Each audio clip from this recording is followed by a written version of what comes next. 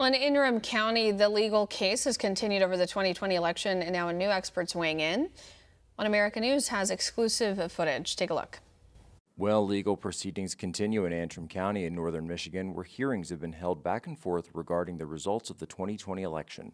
And from November 3rd on, the eyes of many in the nation were focused on voting irregularities in Antrim County, Michigan. Now, Matt DePerno's legal team is revealing exclusively to One American News the next phase of their legal strategy.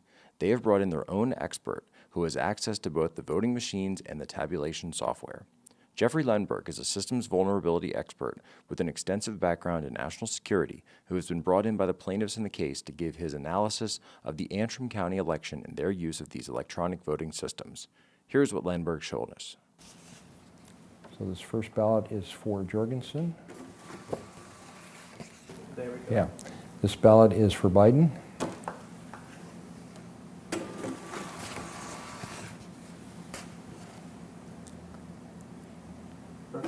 Next ballot is for Biden.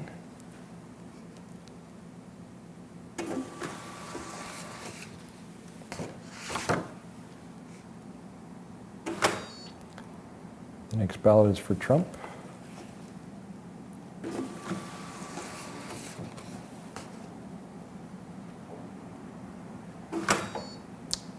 The next ballot is for Trump.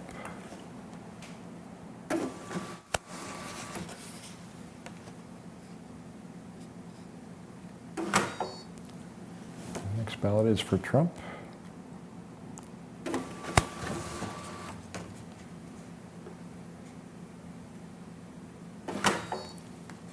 The next ballot is for Trump.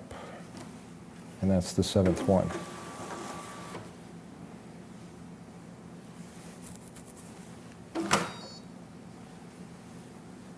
Okay, we finished our election. We've done 7, so now we're going to close the polls. So close poll.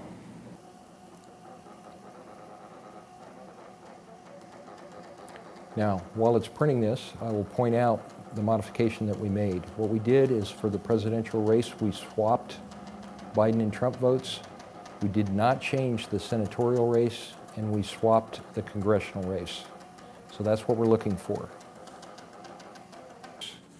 What we see is Joe Biden got 4, Donald Trump got 2, and Joe Jorgensen got 1. So you'll notice Biden and Trump votes are swapped. For the senatorial race, Peters got 2, James got 4, and Willis got 1. So there's no modification there. It matches the ballots. For the third race, the congressional race, Ferguson got 4, Bergman got 2, and Bourne got 1. So it swapped those between the top and the second candidate here. Now this gets a little bit more detailed over here. What I'm going to do is manual. I don't have a script set up to do it, but that'll be a next step. But what needs to happen here is a series of SQL commands, database modification commands. So bear with me, please, as I go through these. The first thing I'm going to do is put the database in a known state, the starting state, the normal starting state. So I have it in that state right now. So what I need to do is that index, I need to swap the index for the presidential candidates, Democrat and Republican, and I need to swap it for the congressional race as well. So I have some queries set up to do that. So this is Biden.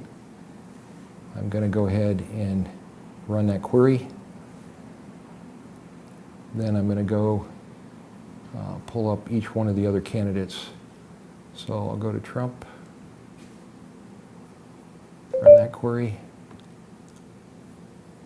Then I'll go to Ferguson, run this query. Then I'll go to Bergman and run that query. Okay, so what I've done now is in the database over here, I've done the matching swap to what we did on the card here. And so now we can go back and read in the results.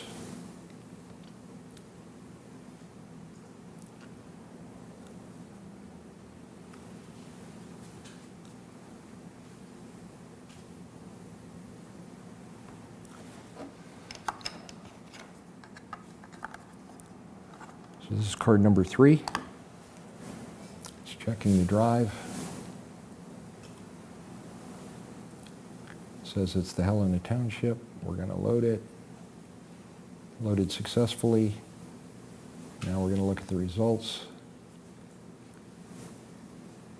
So straight party is still 0.